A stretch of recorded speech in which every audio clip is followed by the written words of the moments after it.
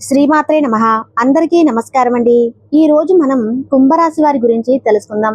కుంభరాశి వారికి నవంబర్ 6, 7, 8, 9 తేదీల్లో 4 అతిపెద్ద శుభవార్తలు అయితే వినబోతున్నారు. కానీ ఒక స్త్రీ కారణంగా జరిగేది తెలిస్తే నిజంగా మీరు షాక్ అయిపోతారు. ఈ వీడియో మీ కంట పడింది అంటే ఆ పరమేశ్వరుని యొక్క అనుగ్రహం మీ యందు ఉంది కాబట్టే ఈ వీడియో మీ కంట పడింది అని చెప్పి భావించి వీడియోని ఎక్కడా కూడా స్కిప్ చేయకుండా చివరి వరకు చూస్తేనే మీకు పూర్తి సమాచారం అనేది తెలుస్తుంది. ఇక ఆలస్యం చేయకుండా వీడియోలోకి అయితే వెళ్ళిపోదాం. ఈ వీడియోకి ముందుగా లైక్ చేసి తప్పకుండా సబ్స్క్రైబ్ చేయండి. కుంభరాశి వారిని మనం వ్యక్తిగతంగా గమనించుకున్నట్లయితే గనక వీరు చాలా అంటే చాలా మంచివారు, చాలా తెలివైన వారు, చాలా చురుకైన వారు, అలానే చాలా సెన్సిటివ్ పర్సన్ కూడా. ఎందుకు అంటే అనేక రకాలైన మనస్తత్వాలు వీరిలో మనకు కనిపిస్తూ ఉంటాయి. పరిస్థితిని బట్టి బయటకు వస్తూ ఉంటాయి. నిజానికి మిగతా రాశుల వారితో పోల్చుకుంటే కుంభరాశి వారికి చాలా తెలివితేటలు ఎక్కువే అని చెప్పుకోవచ్చు. అలాగే వీరికి కష్టాలు కూడా ఎక్కువగానే ఉంటాయి. ఏ సమస్య వచ్చినా కూడా మొదట వీరికి ఏమవుతుంది అంటే గనక ఆ సమస్య నాకే ఎందుకు వచ్చింది, అసలు నాకే ఎందుకు రావాలి అని చెప్పి ఫస్ట్ దాన్ని చూసి భయపడే మనస్తత్వం కుంభరాశి వారిది. తర్వాత ఆ సమస్య నుంచి ఎలా బయటపడాలి అని చెప్పి తెలుసుకొని చాలా తెలివిగా ఆ సమస్య నుంచి బయటపడిపోతూ ఉంటారు. నిజంగా మాట్లాడుకోవాలంటే వీరు పైకి కనిపించడానికి వీరి యొక్క రూపం ఏ విధంగా ఉంటుంది అంటే గనక కొంచెం కోపంగా గరానాగా ఉంటారు. ఎదుటి వారిని లెక్క చేయకుండా ఉండే మనసత్వం లాగా ఉంటారు. ఎదుటి వారితో ఏదైనా కానీ వీరి యొక్క మాట తీరు కూడా రఫ్ అండ్ టఫ్ గా ఉంటుంది. అంటే నిజం చెప్పాలంటే వీరు చాలా అంటే చాలా మంచి వ్యక్తులు. ఇప్పుడున్న ఈ యొక్క నటన జీవితం, నటించడం, మాయా చేయటం, మభ్య పెట్టడం, అంటే నవ్వుతూ ఉండి మనుషుల్ని పడేస్తూ ఉంటారు కదా, అలా పడేయటం, ఇటువంటివి ఏమీ కూడా వీరికి చేత కావు. అవసరమైతే మాట్లాడతారు, అవసరం లేదు అనుకుంటే గనక దూరంగా ఉండిపోతారు. కొంతమంది దీనికి రకరకాల పేర్లు పెడుతూ ఉంటారు. పొగరు అని కూడా అంటూ ఉంటారు.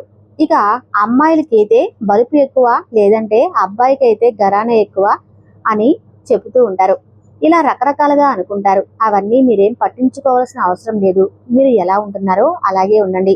మీ యొక్క కుంభరాశి వారు ఏదైనా కానీ ఒక పనిని కనుక తలపెట్టారు అంటే ఆ పనిలో మీరు ఒక మంచి నైపుణ్యాన్ని చాటుకుంటారు. అంటే ఆ పని ఎలా చేస్తే సక్సెస్ఫుల్ అవుతుంది, ఏ విధంగా మార్గంలో వెళ్తే దీన్ని చాలా ఈజీగా ఫినిష్ చేయవచ్చు, అంతేకాకుండా దీని నుంచి మనకు ఏ విధమైన ప్రాఫిట్ అనేది వస్తుంది, ఇలా రకరకాలుగా ఆలోచించి ఆ పనిని సక్సెస్ఫుల్ గా కంప్లీట్ చేస్తారు. ఆ పని చేసిన తర్వాత ఆ పనిని చూసి 10 మంది మెచ్చుకునే విధంగా ఆ పనిని మీరు పూర్తి చేయగలుగుతారు. నిజంగా మాట్లాడుకోవాలి అంటే వీరు ఆ యొక్క ఎఫర్ట్స్ ఏవైతే ఉంటాయో అంటే ఆ పని కోసం వీరి యొక్క శక్తిని, సామర్థ్యాన్ని, తెలివితేటలను, టైం అంతటినీ కూడా కేటాయిస్తారు. అంత ఈజీగా ఏం చేశాంలే అంటే చేశాంలే అన్నట్లుగా చేయరు. ప్రాణం పెట్టి మనసు పెట్టి చేస్తారు. వీరి పని విషయానికి వస్తే మాత్రం అంత సీరియస్ గా ఉంటారు. ఇక నమ్మకం విషయానికి వస్తే వీరు ఎవరినైనా కానీ చాలా ఈజీగా నమ్ముతారు. వీరిని కూడా ఎదుటివారు చాలా మంచిగా చాలా రిసీవ్ చేసుకుంటారు. ఎందుకంటే ఈ యొక్క కుంభరాశి వారు చాలా క్రమశిక్షణగా ఉంటారు.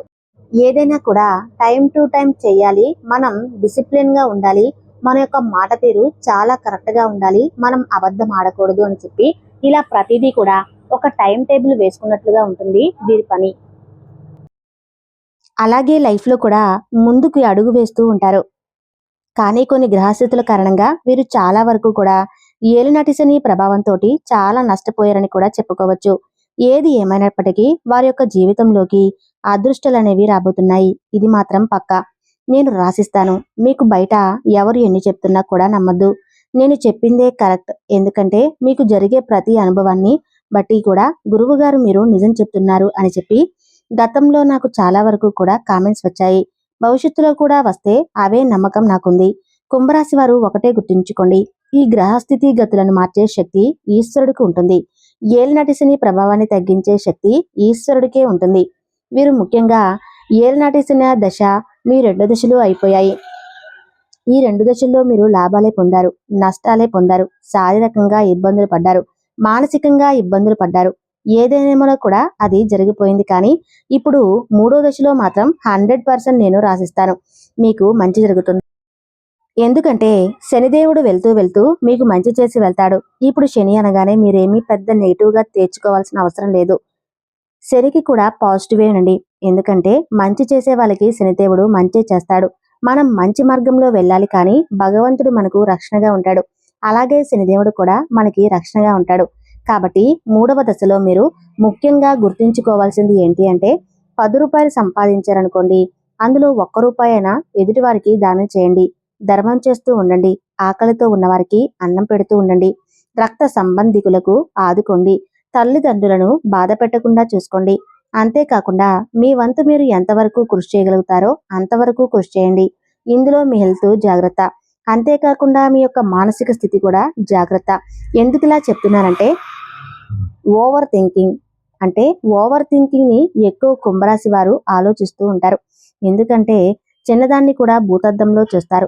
ఎవరినైనా కానీ ఇష్టపడ్డారంటే గనక వారిని ఎక్కువ ఆలోచన మీద పడేస్తూ ఉంటారు. వారు నాతో మాట్లాడతారా లేదా, ఇలా వారి గురించి ఆలోచిస్తూ ఉంటారు.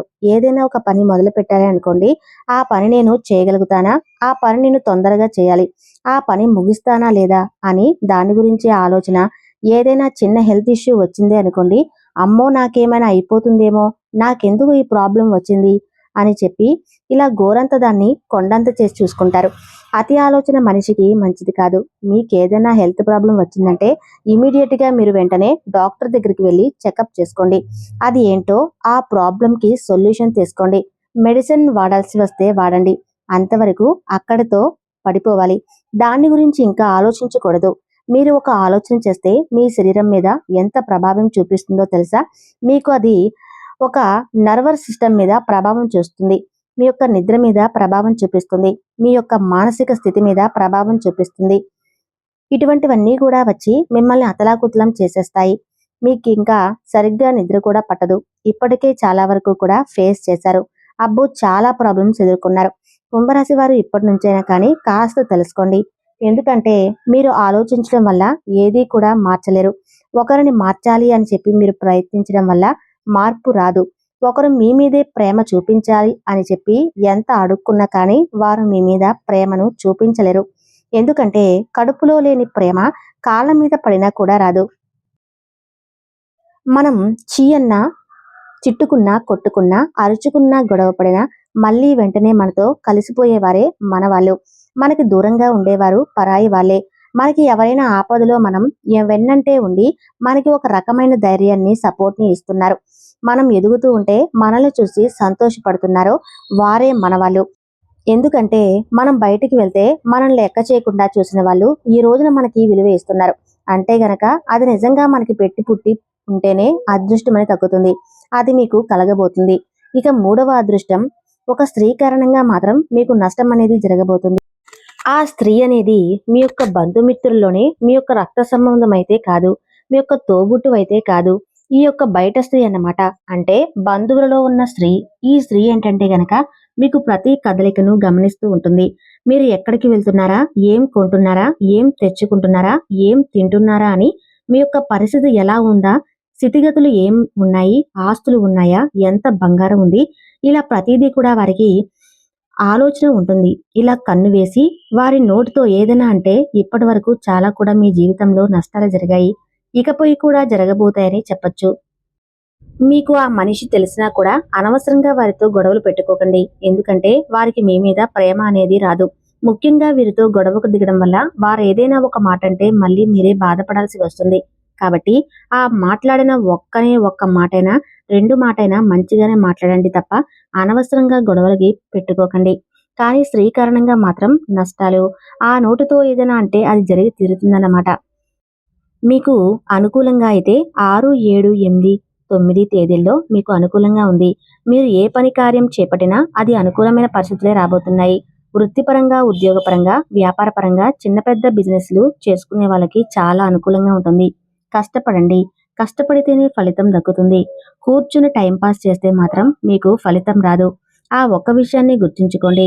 ఇక మీకు ఏలినాటి శని 3వ దశలో ఉన్నారు కాబట్టి మీరు ముఖ్యంగా ఏదైనా ఒక శనివారం రోజు శనిదేవుని దగ్గరికి వెళ్ళి శనిగ్రహం చుట్టూతా 9 ప్రదక్షిణాలు చేసి బెల్లం, నువ్వులు కలిపిన నైవేద్యాన్ని ప్రసాదంగా పెట్టి చక్కగా కుదిరినట్లయితే గనక నువ్వుల నూనెతో దీపారాధన చేసి రండి. దీనివల్ల మీకు ఏలినాటి శని ప్రభావం అనేది చాలా వరకు కూడా తగ్గుతుంది.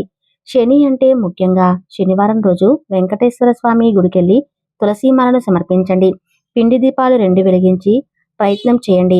దీనివల్ల కూడా మీకు శని ప్రభావమే తగ్గుతుంది. ఇప్పుడు మనకి ఇది కార్తీక మాసం కాబట్టి కార్తీక మాసంలో ఏదైనా కానీ ఒక సోమవారం రోజు శివునికి కనీసం చేతులతో కుదిరినట్లయితే పాలతో కానీ నీళ్ళతో కానీ అభిషేకం చేయండి. ఇలా మీరు చేసినట్లయితే శనిదేవుని అనుగ్రహం మీ మీద కలుగుతుంది. ఎందుకంటే శివయ్యను మనం ఎప్పుడైతే మనస్ఫూర్తిగా ప్రేమిస్తామో అభిషేకిస్తామో ఆ శనిదేవుని అనుగ్రహం మన మీద చాలా ఎక్కువగా ఉంటుంది.